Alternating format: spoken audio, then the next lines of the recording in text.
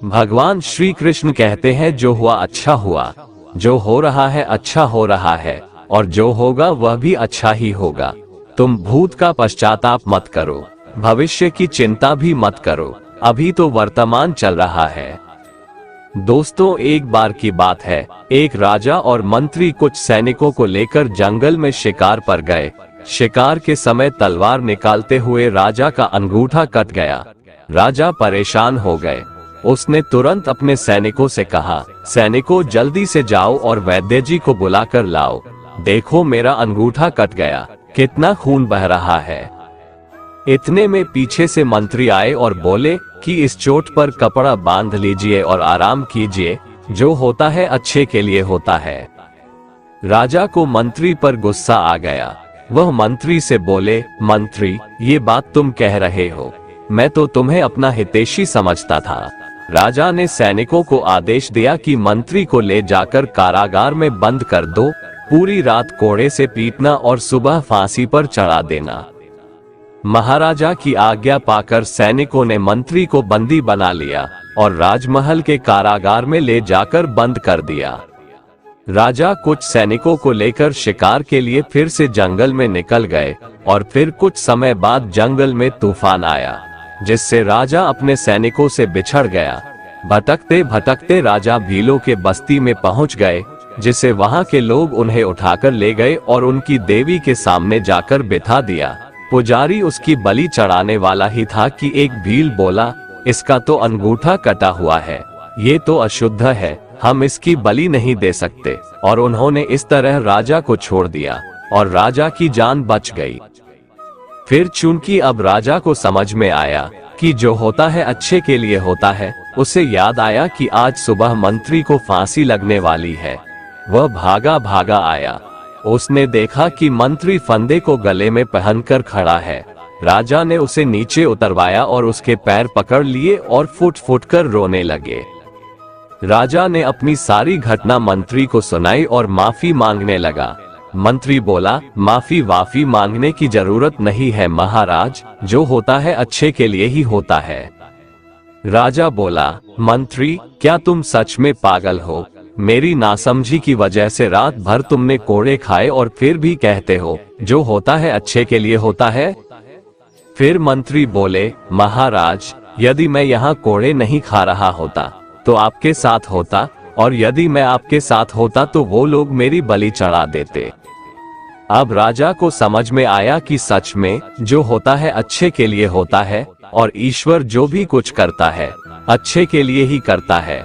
दोस्तों, जब कोई चीजें हमारे मन मुताबिक नहीं होती है तो हम चिंतित और उदास हो जाते हैं, जबकि हमें ऐसा करने से बचना चाहिए और सब कुछ ईश्वर की आज्ञा मानकर उनके भरोसे छोड़ देना चाहिए, क्योंकि जो कुछ भी हो रहा है या होने वाला होता है वे सभी चीजें हमारी अच्छे के लिए होता है।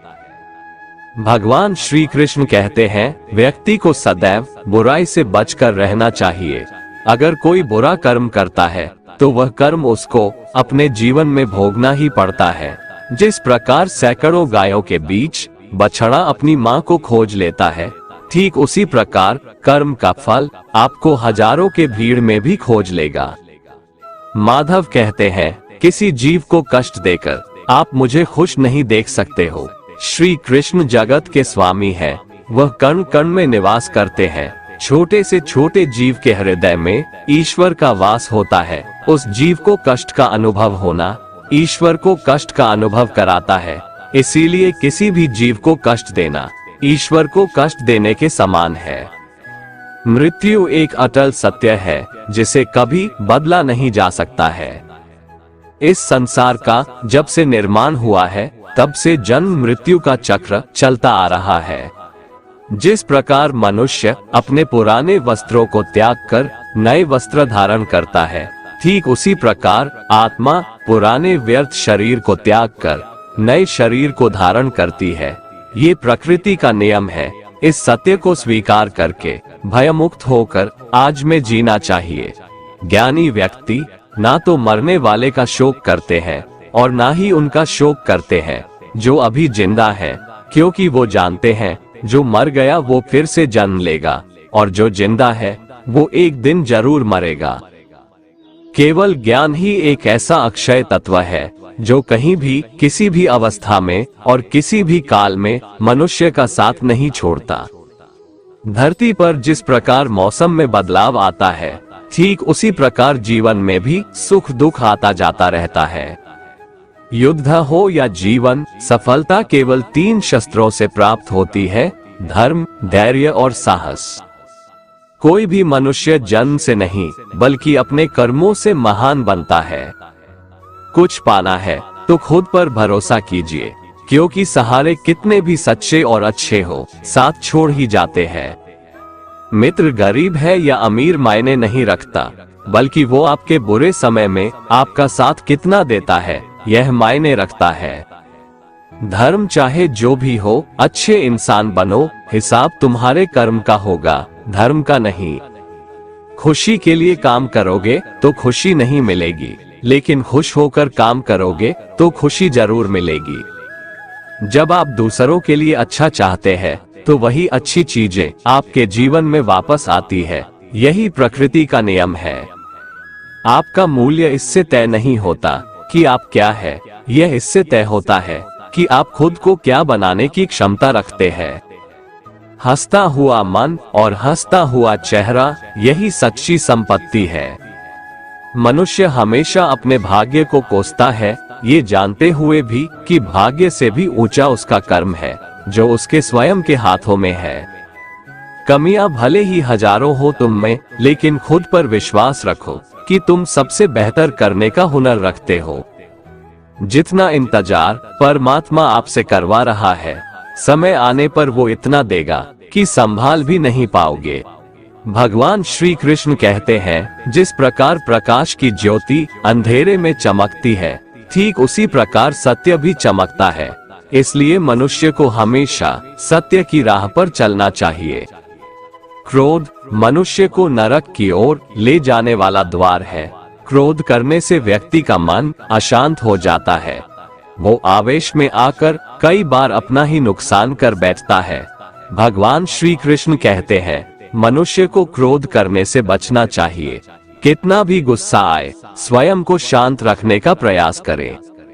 दूसरों का भला करने वाले मनुष्य को हमेशा कष्टों का सामना करना पड़ता है, क्योंकि हमेशा फल देने वाले वृक्ष को भी पत्थरों की मार सहनी पड़ती है। सत्य से कमाया धन हर प्रकार से सुख देता है, छल कपट से कमाया धन दुख ही दुख देता है। चुप रहने से बड़ा कोई जवाब नहीं, और माफ कर देने से बड़ी कोई सजा नहीं होती। जब मेहनत करने के बाद भी सपने पूरे नहीं होते तो रास्ता बदलिए, सिद्धांत नहीं, क्योंकि पेड़ भी हमेशा पत्ते बदलता है, जड़ नहीं। भगवान श्री कृष्ण कहते हैं, तुम्हारा क्या गया जो तुम रोते हो? तुम क्या लाए थे जो तुमने खो दिया? तुमने क्या पैदा किया था जो नष्ट हो गया? न तुम कुछ लेकर आए, जो लिया यहीं से लिया, जो दिया यहीं पर दिया, जो लिया इसी भगवान से लिया, जो दिया इसी को दिया। खाली हाथ आए, खाली हाथ चले। जो आज तुम्हारा है, कल किसी और का था, परसों किसी और का होगा। तुम इसे अपना समझकर मग्न हो रहे हो, बस यही प्रसन्नता तुम्हारे दुखों का कारण है। श्री कृष्ण कहते हैं, क्यों व्यर्थ चिंता करते हो? किससे व्यर्थ डरते हो? कौन तुम्हें मार सकता है? आत्मा न पैदा होती है न मरती है। दोस्तों, जीवन और मृत्यु भाग्य की बात है। इससे कहीं भी छिपा या बचा नहीं जा सकता। जब तक जिंदगी है तब तक कोई आपको मार नहीं सकता, लेकिन अगर मृत्यु निकट हो तो कोई कोशिश आपको बचा नहीं सकती। एक बार की बात है, एक कौवे की गरुड़ से दोस्ती हो गई। दोनों काफी समय साथ गुजारते थे। उनमें मित्रता इतनी गहरी हो गई थी कि आपस में कभी कोई बात नहीं छिपाते थे। एक दिन दोनों एक नदी के किनारे पेड़ पर बैठे बात कर रहे थे। तभी एक यमदूत उधर से गुजरा। वो कौवे को देखकर मुस्कुराया। गरुड़ और कौवे ने उस यमदूत को अनदेखा किया और अपनी बातों में लग गए। लेकिन अगले दिन फिर वही हुआ। दोनों बातें कर रहे थे, तभी वो यमदूत फिर उधर से गुजरा। वो फिर कौवे को देखकर मुस्कुराया। इस बार कौवे को कुछ शंका हुई। उसने गरुड़ से कहा कि ये यमदूत मुझे देखकर कल भी मुस्कुराया था और आज भी वैसे ही मुस्कुराया, कुछ गड़बड़ है, हो सकता है मेरी मृत्यु आने वाली है। गरुड़ ने उसे समझाया कि ऐसा कुछ नहीं है, ये एक संयोग भी हो सकता है, तुम चिंता मत करो। 2-3 दिन और ऐसे ही निकले। रोज यमदूत कौवे को देखकर मुस्कुराता। अब तो कौवे को यकीन हो गया कि निश्चित ही मेरी मौत नजदीक है। उसने गरुड़ से कहा, मित्र मैं मरना नहीं चाहता, लेकिन ये यमदूत जरूर 1-2 दिन में मेरे प्राण निकाल कर ले जाएगा। ये रोज ही मुझे देखकर मुस्कुराता है। गरुड़ को भी लगा कि हो सकता है कौवे का शक सही हो। उसने कौवे को धैर्य बंधाया। गरुड़ ने कौवे से कहा, तुम चिंता मत करो मित्र, मैं तुम्हें यहाँ से इतनी दूर ले जाऊंगा कि ये यमदूत तुम्हें दिखाई ही ना दे। गरुड़ ने कौवे को अपनी पीठ पर बैठाया और उस जंगल से हजारों किलोमीटर दूर कैलाश पर्वत पर ले गया। दोनों को अब ये डर नहीं रहा कि यहाँ कोई उन्हें परेशान कर सकता है। लेकिन वे जैसे ही कैलाश पर्वत पर पहुंचकर एक गुफा तक पहुंचे, वहां वो यमदूत पहले से ही मौजूद था। उसने कौवे को देखते ही उस पर पाश फेंककर उसके प्राण निकाल लिए। गरुड़ देखता रह गया। उसने यमदूत से पूछा, तुमने इसे मारा क्यों? यमदूत ने कहा कि इसकी मौत इसी समय लिखी थी, इसलिए इसके प्राण निकाल लिए। गरुड़ ने फिर पूछा, तो फिर तुम इसे देखकर उस जंगल में मुस्कुराते क्यों थे? इसे मारना ही था तो वहीं मार देते। यमदूत ने जवाब दिया, इसकी मौत कैलाश पर्वत पर ही लिखी थी, लेकिन 4-5 दिन पहले इसे उस जंगल में देखकर मुझे ये आश्चर्य हो रहा था कि ये इतने कम समय में वहां पहुंचेगा कैसे, क्योंकि इसके पंख भी छोटे हैं और ये लंबी उड़ान भी नहीं भर सकता, तो हजारों योजन दूर कैलाश तक ये पहुंचेगा कैसे? यही सोचकर मैं रोज मुस्कुराकर गुजर जाया करता था, लेकिन भाग्य देखो, तुम इसके परम मित्र ही इसे यहाँ तक इतने कम समय में ले आए। बुरे लोग हमेशा बुरे कर्म करते हैं, फिर भी वह जीवन में सुखी और संपन्न रहते हैं, जबकि अच्छे लोग जीवन भर अच्छे कर्म करते हैं, फिर भी उसे अपमान और दर्द ही मिलता है। अक्सर लोगों के मन में ऐसा सवाल रहता है कि जो लोग अच्छे कर्म करते हैं वो परेशान रहते हैं, वहीं जो बुरे कर्म करते हैं वो खुशी से रह रहे होते हैं। अच्छे कर्म करने वाले परेशान होते हैं कि आखिर उन्हें इतनी परीक्षा क्यों देनी पड़ रही है, जबकि जो अधर्म की राह में है वो खुश है और जिंदगी का लुत्फ उठा रहे हैं। अक्सर लोग सोचते हैं कि अब अच्छाई का जमाना ही नहीं रहा। अगर आपके मन में भी ये सवाल आया है तो आज आप इसका जवाब सुन लीजिए। ये जवाब वो है जो भगवत गीता में लिखा है और श्री कृष्ण ने अर्जुन को दिया था। भगवत गीता में वर्णित कथा के अनुसार जब भी अर्जुन के मन में कोई दुविधा होती थी तो वो श्री कृष्ण के पास पहुंच जाते थे। एक बार की बात है, अर्जुन ने भगवान श्री कृष्ण के समीप आकर कहा कि वो दुविधा में है और इसका जवाब वो श्री कृष्ण से चाहते हैं। श्री कृष्ण ने पूछा कि क्या सवाल है? अर्जुन ने कहा, मुझे ये जानना है कि अच्छे लोगों के साथ हमेशा बुरा ही क्यों होता है, वहीं बुरे लोग खुशहाल दिखते हैं। अर्जुन के मुंह से ऐसी बातें सुनकर श्री कृष्ण मुस्कुराए और कहा, मनुष्य जैसा सोचता है और महसूस करता है वैसा कुछ नहीं होता है, बल्कि अज्ञानता की वजह से वो सच्चाई नहीं समझ पाता है। अर्जुन उनकी ये बात समझ नहीं पाए। इसके बाद श्री कृष्ण ने क्या कहा वो जानते हैं। कान्हा ने अर्जुन से कहा कि हे पार्थ, मैं तुम्हें एक कथा सुनाता हूँ, उसे सुनकर तुम समझ जाओगे कि हर प्राणी को उसके कर्म के हिसाब से ही फल मिलता है। प्रकृति हर किसी को अपनी राह चुनने का मौका देती है। अब वो मनुष्य की इच्छा पर निर्भर करता है कि उसे धर्म की राह चुननी है या अधर्म की। कथा शुरू करते हुए श्री कृष्ण ने कहा, एक नगर में 2 पुरुष रहा करते थे। एक पुरुष व्यापारी था जिसके जीवन में धर्म की बहुत महत्ता थी। वो पूजा पाठ में यकीन रखता था। वो हर रोज मंदिर जाता था और दान धर्म भी करता था और हर रोज भगवान की पूजा करता था। वहीं दूसरा पुरुष बिल्कुल विपरीत था। वो हर रोज मंदिर तो जाता था, लेकिन पूजा करने नहीं, बल्कि मंदिर के बाहर से जूते चप्पल चुराने, उसे दान और धर्म से कोई लेना देना नहीं था। समय बीतता गया और एक दिन बहुत जोर की बारिश हो रही थी। इस वजह से मंदिर में पुजारी के अलावा कोई नहीं था। ये बात जब दूसरे पुरुष को पता चली तो उसने कहा कि ये सही मौका है मंदिर का धन चुराने का। पंडित से नजर बचाकर उसने मंदिर का सारा धन चुरा लिया। उसी समय धर्म कर्म में विश्वास रखने वाला व्यक्ति भी मंदिर पहुंचा। दुर्भाग्य से मंदिर के पुजारी ने उसे ही चोर समझ लिया और चिल्लाने लगे। वहां लोग एकत्र हो गए और उसे बहुत मारा। किसी तरह वो बचते बचाते वहां से निकला तो दुर्भाग्य ने उसका साथ वहां भी नहीं छोड़ा। मंदिर के बाहर वो एक गाड़ी से टकरा गया और घायल हो गया। फिर वो व्यापारी लंगड़ाते हुए घर जाने लगा तो रास्ते में उसकी मुलाकात उस पुरुष से हुई जिसने मंदिर से धन चुराया था।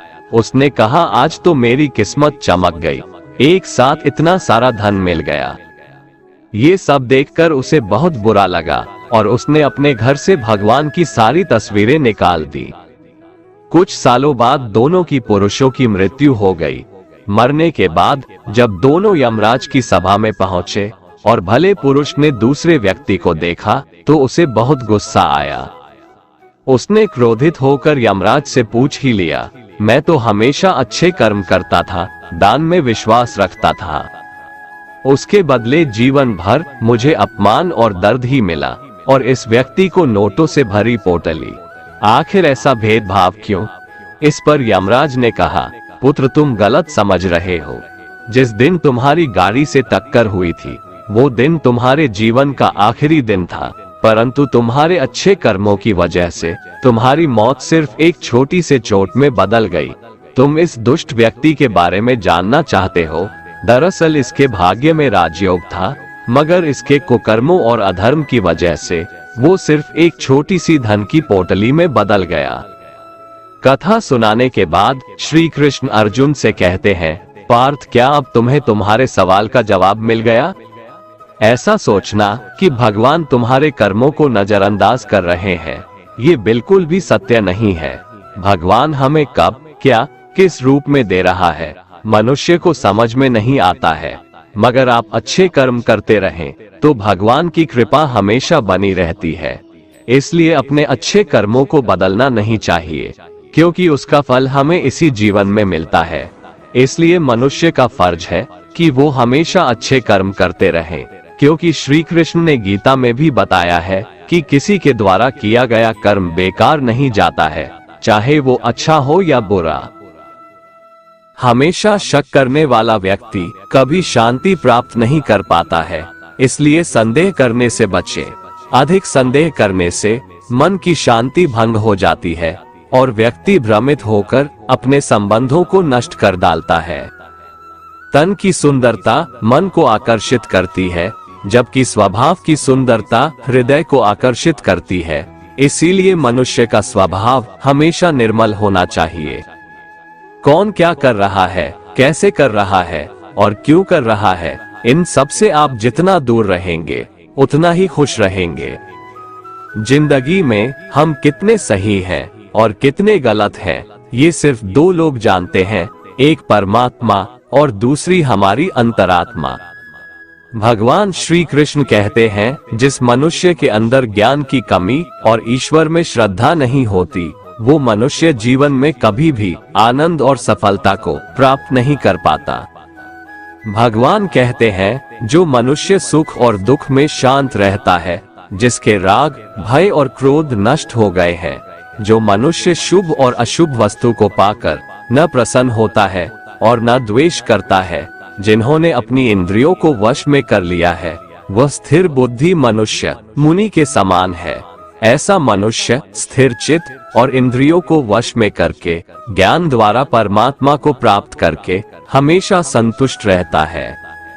जिस प्रकार समुद्र की स्थिति अचल है, भारी से भारी आंधी तूफान आने पर या अनेक नदियों के जल प्रवाह उसमें प्रविष्ट होने पर भी वो अपनी स्थिति से विचलित नहीं होता, मर्यादा का त्याग नहीं करता, उसी प्रकार परमात्मा के स्वरूप में स्थित योगी की स्थिति भी सर्वथा अचल होती है। बड़े से बड़े सांसारिक सुख दुखों का संयोग वियोग होने पर भी उसकी स्थिति में जरा भी अंतर नहीं पड़ता। वह योगी परमात्मा में नित्य निरंतर अटल और एक रस स्थित रहता है। मोह विनाश का कारण होता है। मनुष्य के दुखों का मूल कारण उसका मोह ही है। वह जितना अधिक मोह करेगा उतना ही अधिक कष्ट भी भोगेगा। पछतावा अतीत नहीं बदल सकता और चिंता भविष्य नहीं संवार सकती। इसलिए वर्तमान का आनंद लेना ही जीवन का सच्चा सुख है। श्री कृष्ण कहते हैं, जो तुम्हारा साथ देता है तुम उसका साथ दो, जो तुम्हें धोखा देता है तुम उसे त्याग दो। जिस जगह आपका सम्मान नहीं हो वहां पर कभी जाना नहीं चाहिए, वरना लोग आपको कमजोर और बेवकूफ समझेंगे। जहां बारिश ना हो वहां फसल खराब हो जाती है, और जहां संस्कार ना हो वहां नस्ल भी खराब हो जाती है। जो लोग ये कहते हैं मेरे पास वक्त नहीं है, असल में उनके खास रिश्तों की गिनती में आपका नाम ही नहीं है।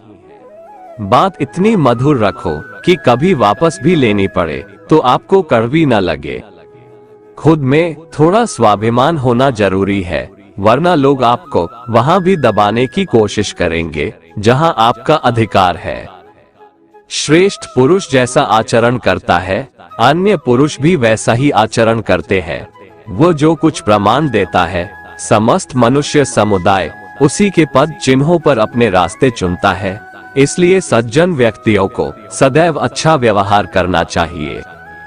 जो मनुष्य ईश्वर में श्रद्धा नहीं रखते, वो अज्ञानी मनुष्य जीवन में कभी भी सुख, शांति और सफलता को प्राप्त नहीं कर पाते। ऐसे मनुष्य की बुद्धि विपरीत हो जाती है। वे लौकिक और पारलौकिक सब प्रकार के सुख साधनों को विपरीत ही समझने लगते हैं। इसी कारण वे विपरीत आचरणों में प्रवृत्त हो जाते हैं। इसके फलस्वरूप उनका इस लोक में और परलोक में पतन हो जाता है।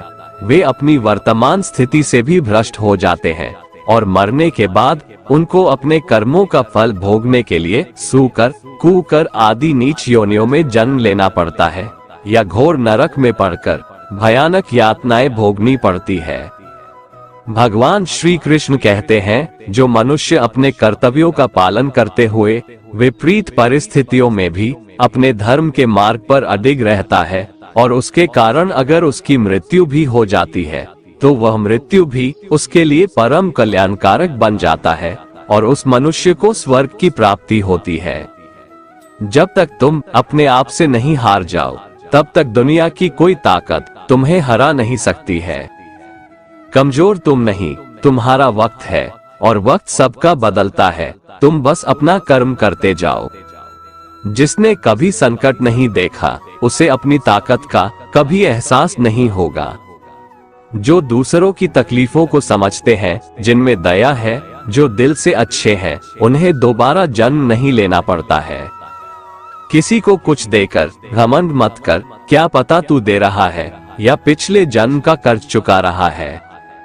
घमंडी मनुष्य का वंश, वैभव और प्रतिष्ठा तीनों ही चले जाते हैं। विश्वास ना हो तो रावण, कौरव और कंस को देख लो। किसी पर विश्वास करना हो तो उनकी बातों पर नहीं, उनकी हरकतों पर ध्यान दो। गुस्से के वक्त थोड़ा रुक जाने से और गलती के वक्त थोड़ा झुक जाने से जिंदगी और भी आसान हो जाती है। भगवान श्री कृष्ण कहते हैं, जो मनुष्य मुझे जान लेता है वह जन्म मरण के बंधनों से मुक्त हो जाता है। जो मनुष्य भगवद गीता को पढ़कर उस पर अमल करता है, उसके सारे दुष्कर्मों का प्रभाव समाप्त हो जाता है। जो भाग्य में है वो भाग कर आएगा और जो भाग्य में नहीं है वो आकर भी भाग जाएगा। भगवान श्री कृष्ण अर्जुन को समझाते हुए कहते हैं कि हे अर्जुन, मेरे और तुम्हारे बहुत से जन्म हो चुके हैं। उन सबको तू नहीं जानता, किंतु मैं जानता हूँ। मैं अजन्मा और अविनाशी हूँ। मैं समस्त प्राणियों का ईश्वर होते हुए भी अपनी प्रकृति को अधीन करके अपनी योग माया से प्रकट होता रहता हूँ। जब जब इस धरती पर धर्म की हानि और अधर्म की वृद्धि होती है, तब तब अधर्म का विनाश और धर्म की पुनर्स्थापना हेतु मैं अपने एक नए रूप को रचता हूँ और लोगों के सम्मुख प्रकट होता रहता हूँ। मनुष्य मेरी जिस भी रूप की पूजा करते हैं, मैं भी उनको उनकी भावना के अनुसार उसी रूप में दर्शन देता हूँ। मनुष्य जिस जिस भाव से मेरी उपासना करते हैं, मैं उनके उस भाव का ही अनुसरण करता हूँ। जो मेरा चिंतन करता है, उसका मैं चिंतन करता हूँ। जो मेरे लिए व्याकुल होता है, उसके लिए मैं भी व्याकुल हो जाता हूँ। जो मुझे अपना सर्वस्व अर्पण कर देता है, मैं भी उसे अपना सर्वस्व अर्पण कर देता हूँ। इस मनुष्य लोक में सांसारिक भोग के लिए लोग इंद्र आदि देवताओं की उपासना करते हैं, क्योंकि देवताओं का पूजन करने वालों को उनकी उपासना का फल तुरंत मिल जाता है। लेकिन मैं ऐसा नहीं करता हूँ। मेरे भक्त यदि सच्चे भाव से भी मेरा भजन करते हैं, तो भी मैं उनकी उसी कामना को पूर्ण करता हूँ, जिसकी पूर्ति से उनका विषयों से वैराग्य होकर मुझ में प्रेम और विश्वास बढ़ता है। इसीलिए सांसारिक मनुष्यों को मेरी भक्ति का फल शीघ्र मिलता हुआ नहीं दिखता है, और इसलिए वे मंद बुद्धि मनुष्य कर्मों का फल शीघ्र प्राप्त करने की इच्छा से अन्य देवताओं का ही पूजन किया करते हैं। जैसे हवा के झोंके नाव को भटका देते हैं, वैसे ही मनुष्य की इच्छाएं बुद्धि को भटका देती है। जो मनुष्य सुख और दुख में, मान और अपमान में शांत रहता है, वो मनुष्य मुझे अति प्रिय है। ये संसार मेरी ही माया है। ये संसार मुझसे ही उत्पन्न हुआ है। मैं ही इसका पालन पोषण करता हूँ, और मैं ही इस सृष्टि का विनाश करता हूँ। मैं भूत, वर्तमान और भविष्य के सभी प्राणियों को जानता हूँ, लेकिन वास्तविकता में मुझे कोई नहीं जानता। समझदार व्यक्ति जब संबंध निभाना बंद कर देता है, तो समझ लेना चाहिए उसके आत्मसम्मान को कहीं न कहीं ठेस अवश्य पहुंची है। प्रेम सदैव माफी मांगना पसंद करता है, और अहंकार सदैव माफी सुनना पसंद करता है। कर्म ही तुम्हारी पहचान है, वरना एक नाम के यहाँ हजारों इंसान है। अच्छे कर्म करने के बावजूद भी लोग केवल तुम्हारी बुराइयां ही याद रखेंगे। इसलिए लोग क्या कहते हैं, इस पर कभी ध्यान मत दो। जितना हो सके खामोश ही रहना अच्छा है, क्योंकि सबसे ज्यादा गुनाह इंसान से उसकी जुबान ही करवाती है। जो पुरुष ना किसी से द्वेष करता है और ना किसी चीज की आकांक्षा करता है, वैसा कर्मयोगी पुरुष सन्यासी के समान है, और वह पुरुष सुखपूर्वक सांसारिक बंधन से मुक्त हो जाता है। ना तो मैं किसी के भाग्य का निर्माण करता हूँ, और ना ही किसी के कर्मफल का निर्माण करता हूँ। मनुष्य अपने द्वारा किए कर्मों का ही फल भोगता है, और उसी से उसके भाग्य का निर्माण होता है। मनुष्य स्वयं ही अपना मित्र है, और स्वयं ही अपना सबसे बड़ा शत्रु भी है। ज्ञानी मनुष्य कर्मयोग या भक्ति योग से एक ही जन्म में इस समुद्र रूपी संसार से निकलकर परमात्मा को प्राप्त कर लेता है, और अज्ञानी मनुष्य काम, क्रोध, लोभ, मोह में फंसकर 84 लाख योनियों में भटकता रहता है। भगवान श्री कृष्ण कहते हैं, भगवत प्राप्ति के लिए कर्म करने वाला कोई भी मनुष्य दुर्गति को प्राप्त नहीं होता है। इस लोक में या परलोक में वह जहाँ भी रहता है, वो परमात्मा के मार्ग में आगे ही बढ़ता रहता है। किसी को धोखा देना एक कर्ज है, जो आपको किसी और के हाथों एक दिन जरूर मिलेगा। एक अच्छी नजर वही है जो सिर्फ अपनी कमियां और दूसरों के गुण तलाश करती है। कभी उस व्यक्ति पर भरोसा मत करो जो वक्त के साथ स्वभाव बदल लेते हैं। जीवन में कभी किसी से अपनी तुलना मत करो। तुम जैसे हो सर्वश्रेष्ठ हो। सबको अपना जीवन बदलने के लिए समय मिलता है, परंतु समय बदलने के लिए दोबारा जीवन नहीं मिलता है। जो होने वाला है वो होकर रहता है, और जो नहीं होने वाला है वह कभी नहीं होता। ऐसा निश्चय जिनकी बुद्धि में होता है, उन्हें चिंता कभी नहीं सताती है। जिनकी बुद्धि माया ने हर ली है, जो जानबूझकर पाप कर्मों में ही लिप्त है, जो मुझे जानने की चेष्टा भी नहीं करते, ऐसे मनुष्य को जीवन में और जीवन के बाद के जीवन में भी कष्टों से मुक्ति नहीं मिल पाता है। जो मनुष्य अंत काल में भी मुझको स्मरण करता हुआ शरीर त्यागता है, वह मेरे परम धाम को प्राप्त होता है, इसमें कोई संशय नहीं है। देवताओं को पूजने वाले देवताओं को प्राप्त होते हैं, पितरों को पूजने वाले पितरों को प्राप्त होते हैं, भूतों को पूजने वाले भूतों को प्राप्त होते हैं, और मेरा पूजन करने वाले भक्त मुझको ही प्राप्त होते हैं। इसलिए मेरे भक्तों का पुनर्जन्म नहीं होता। जो कोई भक्त मेरे लिए प्रेम से पत्र, पुष्प, फल, जल आदि अर्पण करता है, उस शुद्ध बुद्धि निष्काम प्रेमी भक्त का प्रेम पूर्वक अर्पण किया हुआ वह पत्र, पुष्प मैं सद्गुण से प्रकट होकर प्रेम पूर्वक खाता हूँ।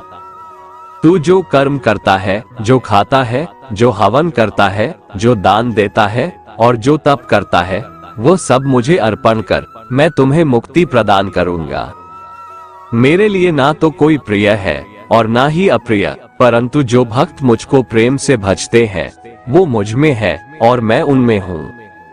यदि कोई दुराचारी भी अनन्य भाव से मेरा भक्त बनकर मुझको भजता है, तो वह पुरुष भी साधु के समान है, क्योंकि उसने भली भांति निश्चय कर लिया है कि परमेश्वर के भजन के समान अन्य कुछ भी नहीं है।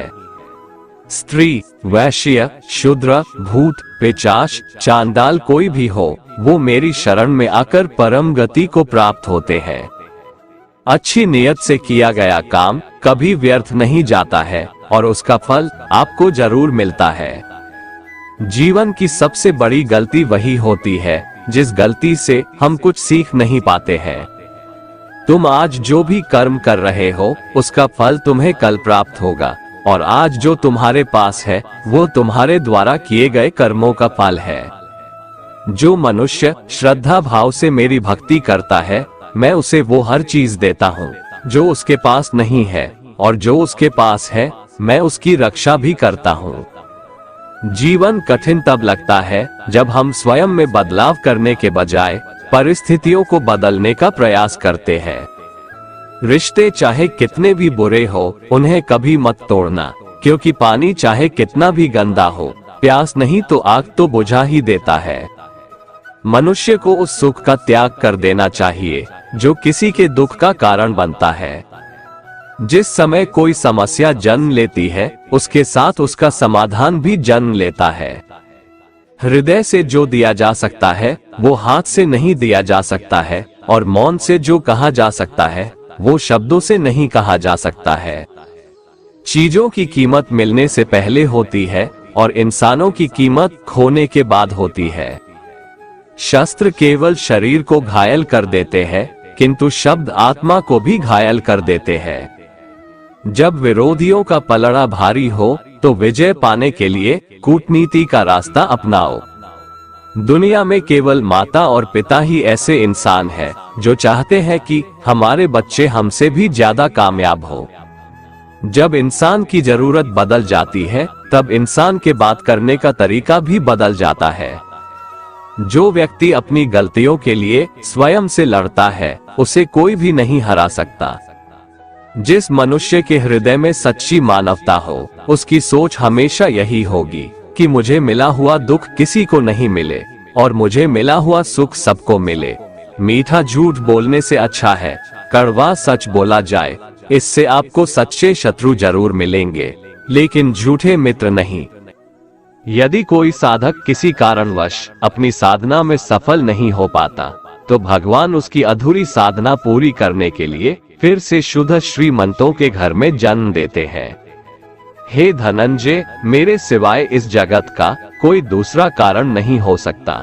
मैं ही इस संपूर्ण संसार का महाकारण हूँ। जैसे मोती सूत के धागे की माला में पिरोए हुए होते हैं, वैसे ही यह संपूर्ण जगत मुझ में ही ओतप्रोत है। ये संसार मुझसे ही उत्पन्न होता है, मुझ में ही स्थित रहता है और मुझ में ही लीन हो जाता है। कहने का तात्पर्य यह है कि भगवान के सिवाय संसार की स्वतंत्र सत्ता नहीं है। सत, रज और तम, इन तीनों गुणों से युक्त मेरी माया को पार कर पाना असंभव है। मनुष्य मेरी इस माया में चिपके रहते हैं और भोग संग्रह की इच्छा छोड़ नहीं पाते। मनुष्य अपने को कभी सुखी और कभी दुखी, कभी समझदार और कभी बेसमझ, कभी निर्बल और कभी बलवान आदि मानकर मेरी इस माया में तल्लीन रहते हैं, परंतु जो मनुष्य मेरे शरणागत हो जाते हैं वे मेरी इस माया को आसानी से पार कर जाते हैं, क्योंकि उनकी दृष्टि केवल मेरी तरफ रहती है, वे मेरी माया में नहीं फंसते। हे भरत श्रेष्ठ अर्जुन, पवित्र कर्म करने वाले मेरे 4 प्रकार के भक्त मेरा स्मरण करते हैं। पहला है आर्त भक्त, अर्थात दुख से निवृत्ति चाहने वाले भक्त। दूसरा है अर्थार्थी भक्त, अर्थात धन संपदा चाहने वाले भक्त। तीसरा है जिज्ञासु भक्त, अर्थात केवल मुझे जानने की इच्छा वाले भक्त। और चौथा है ज्ञानी भक्त, अर्थात मुझे ज्ञान सहित जानने वाले भक्त। आइए इसको थोड़ा समझ लें। आर्त भक्त वो है जो प्राण संकट आने पर संकट दूर करने के लिए केवल भगवान को पुकारते हैं, कष्ट का निवारण केवल भगवान से ही चाहते हैं, दूसरे किसी से नहीं, वे आर्त भक्त कहलाते हैं। आर्त भक्तों में द्रौपदी और गजेंद्र का दृष्टांत ठीक नहीं लगता है, क्योंकि इन दोनों ने अपनी रक्षा के लिए अन्य उपायों का भी सहारा लिया था। चीरहरण के समय जब तक द्रौपदी भीष्म पितामह और 5 पांडवों पर भरोसा करती रही, तब तक वह रोती बिलखती और कष्ट पाती रही, परंतु जब सब सहारा छोड़कर अनन्य भाव से प्रभु को पुकारा, तब प्रभु ने उसकी लाज बचाई। ऐसे ही गजेंद्र ने जब तक दूसरे हाथियों और हथिनियों का सहारा लिया, अपने बल का सहारा लिया, तब तक वह कई वर्षों तक ग्राह से लड़ता रहा और दुख पाता रहा। सब सहारा छूटने के बाद जब उसने ओम नमो भगवते कहकर हरि को पुकारा, तब भगवान ने तुरंत आकर ग्राह का मुंह फाड़ दिया और गजेंद्र का उद्धार किया। आर्त भक्तों में अभिमन्यु की पत्नी उत्तरा का दृष्टांत सही लगता है, कारण कि जब उस पर आफत आई तब उसने भगवान श्री कृष्ण के सिवाय किसी दूसरे उपाय का सहारा नहीं लिया। उसने सीधे भगवान से निवेदन किया। उसने श्री भगवान से कहा कि हे जगतपति, ये दहकता हुआ अश्वत्थामा का बाण मेरे गर्भ को नष्ट करने के लिए दौड़ा आ रहा है, मेरी रक्षा करे। तुरंत उत्तरा के गर्भ में प्रविष्ट होकर भगवान ने गर्भ की रक्षा की और परीक्षित को बचाया। अर्थार्थी भक्त वो हैं जिनको अपनी सुख सुविधा के लिए धन संपत्ति प्राप्त करने की इच्छा हो जाती है, परंतु उसको वे केवल भगवान से ही चाहते हैं, दूसरों से नहीं। ऐसे भक्त अर्थार्थी भक्त कहलाते हैं। जिज्ञासु भक्त वो है जिसमें भगवान को जानने और भगवत भक्ति की जोरदार इच्छा हो जाती है। जिज्ञासु भक्तों में उद्धव जी का नाम लिया जाता है। भगवान ने उद्धव जी को दिव्य ज्ञान का उपदेश दिया था, जो उद्धव गीता के नाम से भी प्रसिद्ध है। श्रीमद् भगवत गीता में उच्च कोटि के भगवत प्रेमी को ज्ञानी भक्त माना गया है। उनके मन में किसी भी प्रकार की कोई इच्छा नहीं होती, वे केवल भगवान के प्रेम में ही मस्त रहते हैं। प्रेमी भक्तों में गोपियों का नाम प्रसिद्ध है। गोपियों ने अपने सुख का त्याग कर प्रियतम भगवान के सुख को ही अपना सुख माना था। ज्ञानी अर्थात प्रेमी भक्त भगवान से कुछ नहीं चाहता, इसलिए वो भगवान का सर्वश्रेष्ठ भक्त है। दोस्तों, अगर आपको हमारा ये वीडियो पसंद आया तो कमेंट में जय श्री राधे कृष्ण लिखें, और ऐसे ही प्रेरणादायक वीडियो देखने के लिए हमारे चैनल को सब्सक्राइब कर लें। जय श्री राधे कृष्ण।